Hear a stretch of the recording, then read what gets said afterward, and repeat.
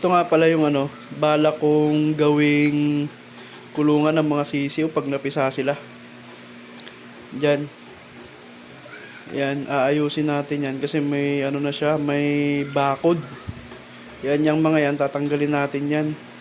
Tapos lilinisin natin, lalagyan natin ng cover. Tapos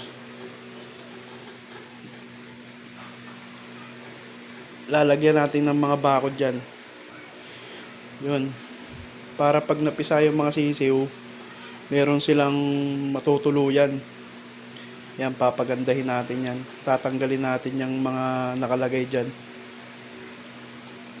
Ayan, kung napapansin nyo. Marami kasing nakalagay. Dati talaga tong kulungan ng manok. Ngayon, hindi na naayos. Kaya napabayaan. Ngayon, naayusin natin yung mga yan. Para sa inyo.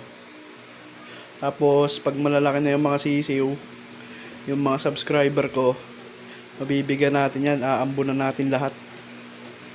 Nag-alaga lang talaga tayo para magpaambon ng mga manok. Subaybayan nyo ang aking pagmamanok, mga boss. Salamat. Peace yo.